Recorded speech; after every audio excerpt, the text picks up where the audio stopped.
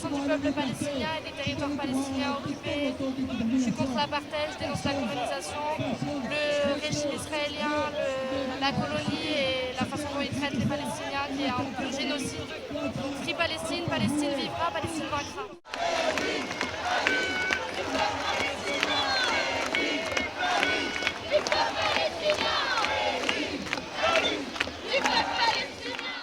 Quand Macron et Darmanin et Borne interdisaient les manifestations pro-Palestine, c'est quand même une honte dans un pays démocratique qu'ils interdisaient. Donc on a réussi à avoir la première victoire entre guillemets jeudi dernier, jeudi 19, où le tribunal administratif a enfin dit que c'était autorisé.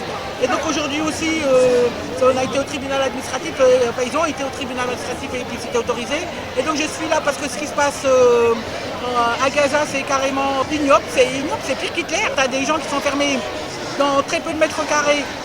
Ils sont près de 2 millions et on leur interdit de sortir, on leur lance des bombes sur la gueule, au phosphore en plus, donc c'est bon, on les tue quoi. Ils n'ont aucun moyen pour partir. Ils attaquaient les convois sur la route, ils les ont attaqués dans les hôpitaux, ils les ont attaqués dans les écoles, qu'elles soient au nord, au sud, au milieu, partout. Partout ils sont attaqués. Donc c'est pas normal. Et puis le pire c'est qu'ils interdisent l'eau, ils ont coupé l'eau, ils ont coupé l'électricité. Ils ont interdit aux associations de ramener de la bouffe, de la nourriture, des médicaments. Donc les gens qui sont blessés, ils sont dans leur douleur, ils sont complètement dans leur douleur. Donc voilà, c'est pas normal. Donc il faut que tout ça que ça s'arrête. Qui est déjà en premier, ils font tout ça pour conquérir des terres, parce qu'ils veulent faire le Grand Israël. Le Grand Israël, ça comprend la Jordanie, l'Égypte, la Syrie et l'Irak. C'est ce qu'ils veulent faire. Donc il faut vraiment que ça s'arrête et qu'on revienne aux frontières de 47 où les gens vivaient très bien en paix, qu'ils soient musulmans, juifs, athées, chrétiens. Et j'ai appris un truc il n'y a pas très longtemps, ils ont des sayanim. Ils ont des sayanim partout dans le monde. À ce qui paraît, il y en a 5000 en France. Et les sayanim, ce sont des agents d'Israël qui sont là pour leur fournir des renseignements dans les autres pays et qui sont là aussi pour faire la désinformation. C'est ce qu'ils ont fait avec les 40 bébés. Les 40 bébés, soi-disant que le Hamas avait décapités.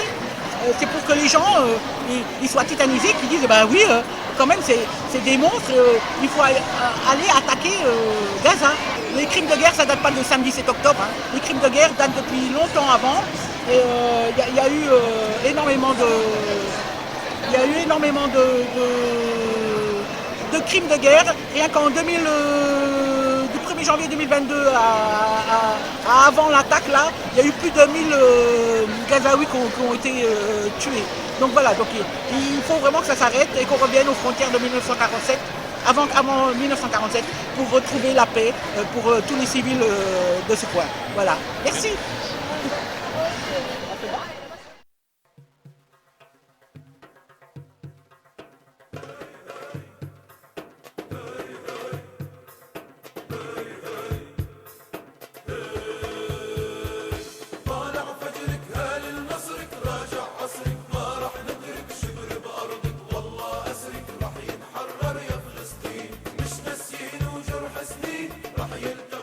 Je fais partie de l'Union juive française pour la paix, qui est une association juive mobilisée pour tous les droits du peuple palestinien et aussi contre tous les racismes, sans chercher à privilégier l'antisémitisme, parce qu'il y a des racismes très importants, peut-être même encore plus comme l'islamophobie, le racisme anti-noir, etc.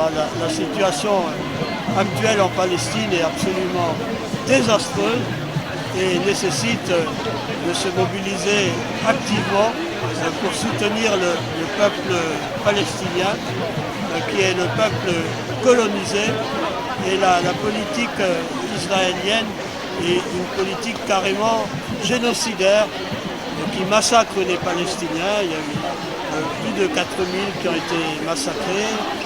Il y a la volonté de détruire Gaza. Et donc le monde entier devrait s'opposer à ça. Parmi les populations juives, malheureusement, souvent leur nombre est insuffisant du côté des droits humains, du côté des Palestiniens. Bon, néanmoins, il y a des cas qu'il faut citer, comme aux États-Unis. Aux États-Unis, il y a une mobilisation importante de jeunes juifs.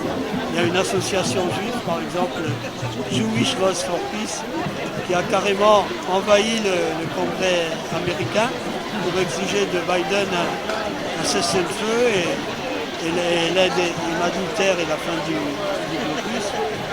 Voilà, ça c'est un exemple positif de mobilisation parmi les populations juives dans le monde.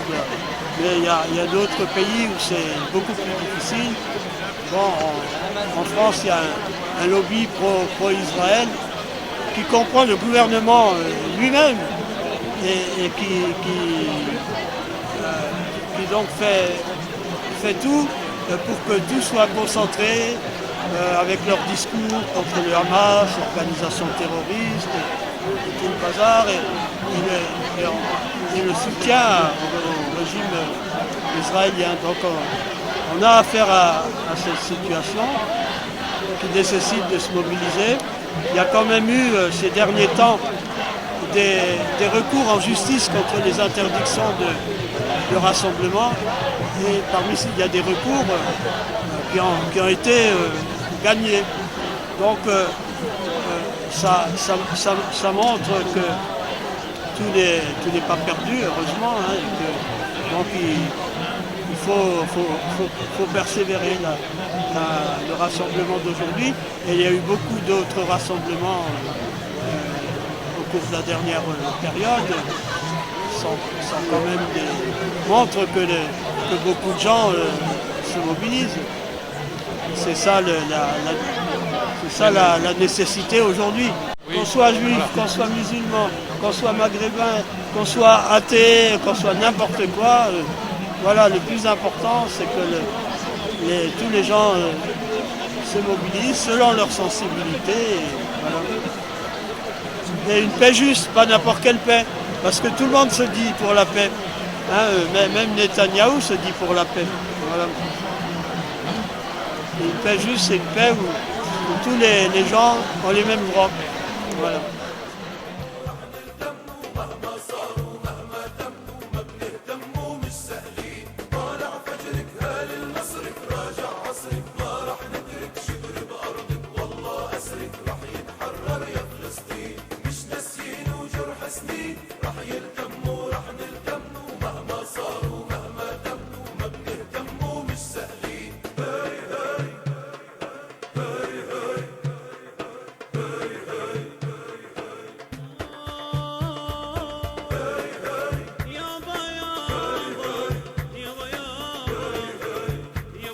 Pas oublier qu'il y a une amnésie totale du monde entier, car ce qui se passe aujourd'hui, c'est pas ce qui s'est passé malheureusement il y a quelques jours, c'est ce qui s'est passé depuis des décennies.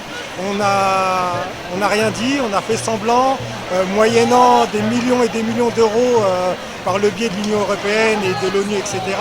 Mais la cause principale a été oubliée, bien sûr la liberté du peuple palestinien. On ne peut pas laisser un peuple oppressé et occupé par un pays.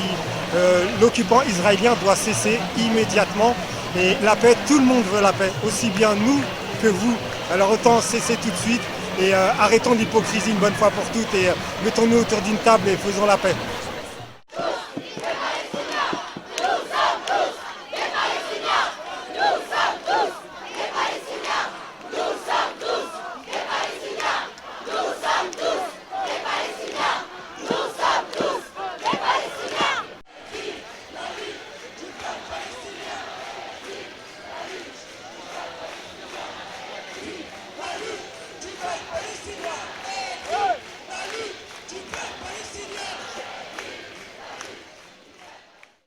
Pour la Palestine, ici, à la place de la République, c'est formidable.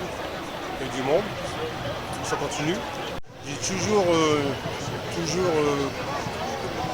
combattu contre la justice, contre les sionistes, et pour que la Palestine récupère ses terres, son territoire. Voilà. Mais ils vont, un jour ou l'autre, ils vont récupérer, les Palestiniens vont récupérer leur territoire. Inch'Allah, si Dieu le veut. Voilà. Mais ils arriveront, c'est sûr et certain. C'est bien que les gilets jaunes aussi, hein. Les femmes sont toujours en première ligne. Dans les combats, les femmes sont toujours en première ligne. Voilà. Grand respect pour eux. Voilà. Je suis allé 3 fois la voir en Palestine, j'étais à Gaza aussi. et j'ai vu mes propres yeux comment ça fonctionnait. Qu'est-ce qu'ils ont fait les Allemands pendant la guerre 40 aux Juifs? Ben, les sionistes ils font pareil aux Palestiniens, la même chose, photocopie. Qui est devenu bourreau. Voilà. La victime est devenue bourreau. Mais c'est les sionistes, hein. Moi c'est vraiment, quand je parle des bourreaux, c'est les sionistes. Hein. Je fais vraiment la distinction entre les juifs et les sionistes. Vous avez dans les sionistes, il y en a qui sont juifs, hein, bien sûr. Mais c'est les sionistes qui sont nos ennemis. C'est pas les juifs. Mais il est temps que ça cesse. Il est temps que ça cesse. 75 années d'injustice, d'assassinat. Et comme je l'ai dit tout à l'heure à une personne qui m'a demandé, si les Palestiniens sont des terroristes, alors les résistants en 40-45 étaient des terroristes. Voilà. C'est une histoire de droit.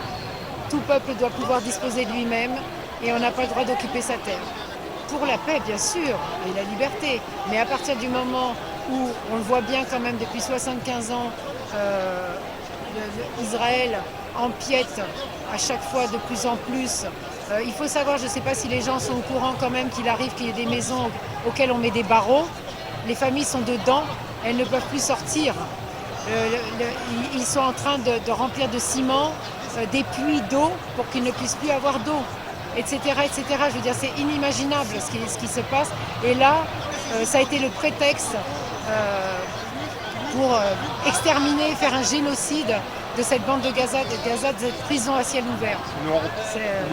Les gouvernements occidentaux, hein, je vais penser en particulier à la France, qui a, je ne peux même pas lister tout ce qu'ils ont fait pour l'Ukraine, et qui par contre, un enfant qui pleure en Ukraine a plus de valeur qu'un enfant palestinien qui pleure ou qui meurt.